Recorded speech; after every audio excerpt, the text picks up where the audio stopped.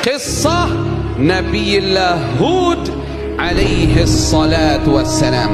Nabi Hud diutus kepada kaum yang disebut dengan nama kaum Ad. Mereka adalah orang-orang yang bertubuh tinggi-tinggi. Selain dari bertubuh besar, Allah berikan kemampuan, kecerdasan kepada mereka semua. Mereka adalah orang-orang yang berfisik kuat. Mereka adalah orang-orang yang pintar dalam ilmu bangunan. Pertama kali manusia yang pintar bangunan adalah kaum Ad. Tapi sayang seribu sayang, mereka sombong. Mereka melakukan kesyirikan kepada Allah. Mereka menyembah berhala-berhala.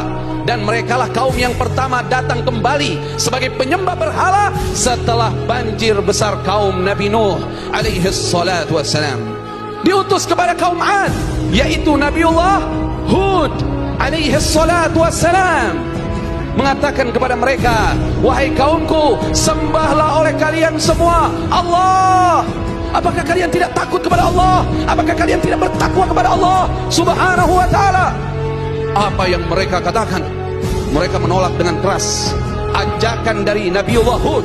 Bahkan mereka menghina Nabi Hud. Sesungguhnya kami memandang kamu, wahai Hud, adalah orang yang terbelakang. Bahkan mereka katakan, kau datang kepada kami lina'budallah wahdahu, untuk menyembah Allah yang satu, terus kita suruh ninggalin gitu berhala-berhala yang kami sedang sembah, warisan dari ayah-ayah kami. Kalau begitu, segera datangkan itu apa yang kamu janjikan. Kalau kamu benar utusan Allah subhanahu wa ta'ala, mana azabnya? Mana azabnya? Datang azab pertama kepada kaum Ad. 3 tahun nggak turun hujan, kemarau panjang 3 tahun. Nabi Hud mengingatkan kepada mereka, kalau ingin keluar dari kesulitan ini, wahai kaumku, segera minta ampun kepada Allah, segera bertaubat kepada Allah. Allah pasti akan menurunkan hujan kepada kalian dengan sangat deras. Tapi mereka tidak patuh.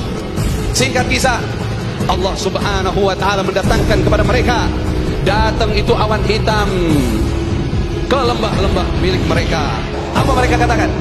Inilah awan yang akan mendatangkan kita hujan. Mereka keluar dari rumah mereka, berbondong-bondong ingin di bawah awan itu. Apa kata Allah?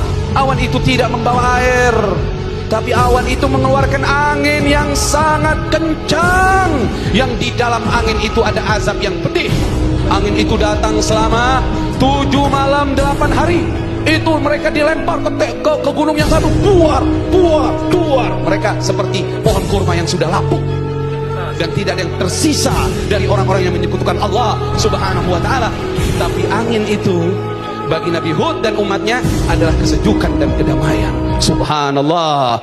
Makanya berkenaan dengan hal ini, hadis yang diriwayatkan Imam Muslim sahih dari Sayyidatuna Aisyah radhiyallahu taala anha, beliau menyampaikan bahwasannya Rasulullah kalau sudah melihat angin agak kencang, maka Nabi sallallahu alaihi wasallam berdoa, aku minta kebaikannya.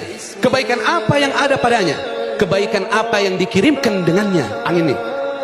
Dan aku memohon perlindungan darimu ya Allah dari keburukannya, keburukan apa yang ada padanya dan keburukan apa yang dikirimkan dengannya.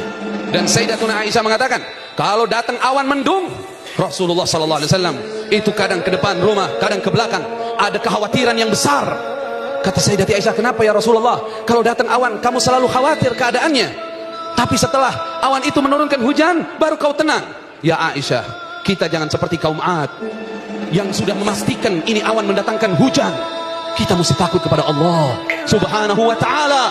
Kita minta kepada Allah agar awan ini bertanda rahmat buat kita semua.